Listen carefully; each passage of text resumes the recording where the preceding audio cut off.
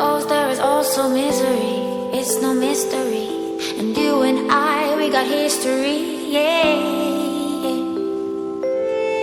Wherever love flows. Salam Lenter Indonesia. Di hari yang selalu bahagia dan selalu semangat untuk ke ladang sawit kita, maka tidak ada salahnya kali ini kita akan membahas 9 hal penting yang harus diketahui oleh kita selaku petani kelapa sawit ataupun seorang planter berkaitan dengan triple super fosfat atau TSP. Triple super fosfat memiliki rumus adalah kalsium fosfat. Artinya ini ada nama lainnya dikenal juga dengan kalsium dihidrat fosfat. Ada 2 ion hidrogennya. Kemudian ada namanya juga dalam monokalsium, satu kalsium fosfat. Artinya satu ion kalsium. Jadi yang pertama adalah rumus kimianya dulu. Di mana rumus kimianya adalah CaH2PO4. Dikenal juga dengan istilah nama lainnya, ada ini ada kalsium dihidrat fosfat dan ada monokalsium fosfat.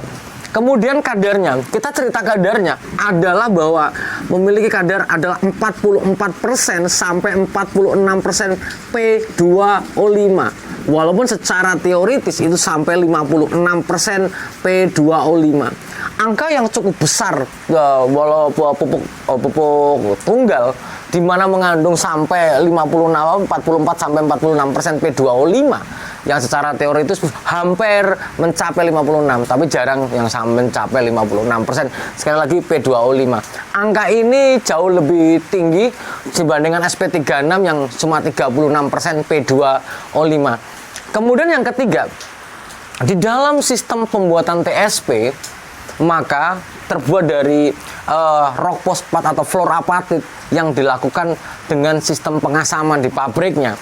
Di mana pengasaman ini maka diasamkan dengan asam fosfat sehingga bahwa ini sudah mengalami reaksi di pabrik. Jadi rock fosfat yang digunakan ditambah dengan asam fosfat, maka di sini adalah ketemu TSP.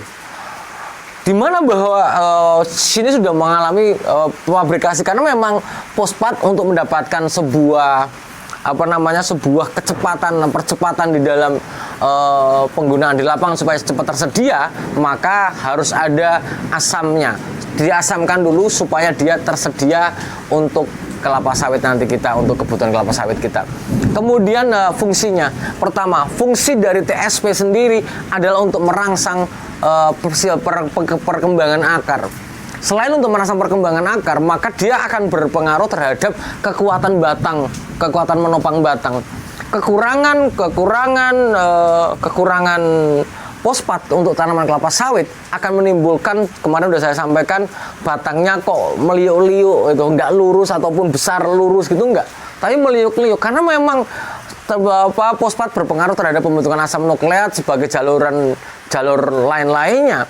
Maka fosfat ini juga akan berpengaruh terhadap kekuatan batang kelapa sawit itu sendiri. Kemudian yang paling penting lagi, kalau kita pengen produksi, kita tidak baik N dan K-nya harus ada, nitrogen dan kaliumnya. Namun bahwa fosfat ini juga akan memacu pembentukan bunga dan biji, terutama di tanaman-tanaman yang berbunga dan berbiji. Untuk kita ambil hasilnya, salah satunya mesti kelapa sawit itu sendiri. Kemudian yang kelima, kekurangan fosfat. Kekurangan fosfat itu sangat susah diterka, berbeda dengan nitrogen yang kuning secara keseluruhan, kalium ada bintik-bintik, ada confluent orange spotting, magnesium terjadi spot warna kuning yang memanjang, yang dimana yang terkena sinar matahari berwarna kuning. Namun pada fosfat berbeda. Karena kekurangan fosfat sangat susah diterka, selain ada terjadi flat top ataupun tajuk yang rata, namun bahwa kita harus menggunakan parameter gulma-gulma di sekitarnya. Ada namanya misalnya lalangnya berwarna keunguan, kemudian Clidemia hirta yang merambat di atas permukaan tanah mulai menunjukkan gejala keunguan. Ini adalah sebuah tanda-tanda mulai tanaman kita kekurangan fosfat, terutama adalah di daerah-daerah tebing yang sudah mulai ditanami dengan menggunakan sistem terasan itu sendiri. Kemudian nomor 6, warna TSP adalah berwarna abu-abu. Dia granuler seperti NPK secara umumnya, tapi dia berwarna abu-abu. Yang ketujuh adalah sifatnya. Sifat dari TSP itu sendiri adalah yang pertama, tidak mudah larut dalam air. tidak mudah larut dalam air.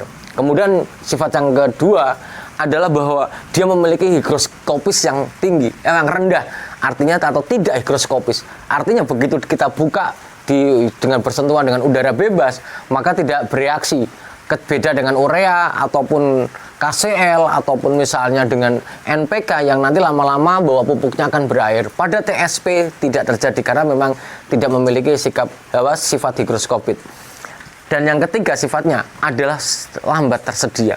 Hampir seluruh pupuk fosfat hampir semuanya memiliki lambat tersedia. Namun bahwa kecepatan pelarutan ini juga sangat dipengaruhi karena memang sudah mengalami pengasaman, penambahan asam fosfat di pabriknya, maka bahwa TSP cenderung relatif mudah tersedia dibandingkan pupuk fosfat secara alami lainnya. Misalnya RP yang diberikan, walaupun dia makanya RP harus digerus lembut, kemudian TSP dibuat granuler karena memang supaya mudah tersedia bagi tanaman itu sendiri. Kemudian nomor 8 ini yang penting harus kita pahami.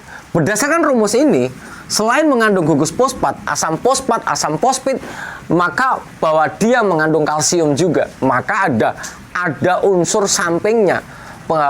TSP adalah kalsiumnya, ada kalsiumnya.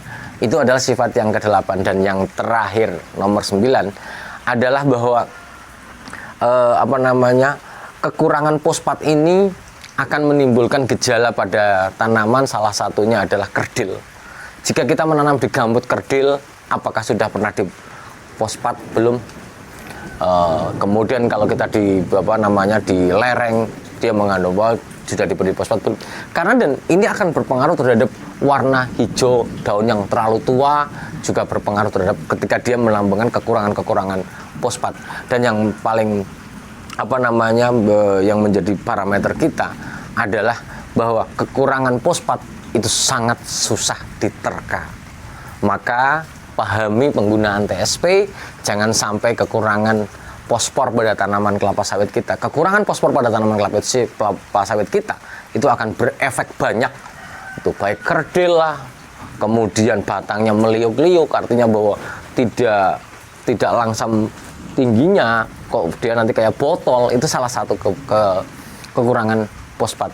Dan yang 9 tadi, bahwa TSP mudah didapatkan, artinya bahwa banyak dijual di pasaran bebas dibandingkan misalnya kalau kita bandingkan dengan pupuk mikro, ya kadang-kadang susah dicari. Tapi kalau berkaitan dengan TSP mudah dicari. Terima kasih, semoga bermanfaat bagi saya, Anda, dan kita semua sebagai para planter dan para petani kelapa sawit. Gunakanlah pupuk fosfat dengan menggunakan dosis yang tepat supaya pertumbuhan kelapa sawit kita bagus dan berujung pada produksi yang tinggi. Terima kasih dan semoga bermanfaat kita semuanya. Salam planter Indonesia.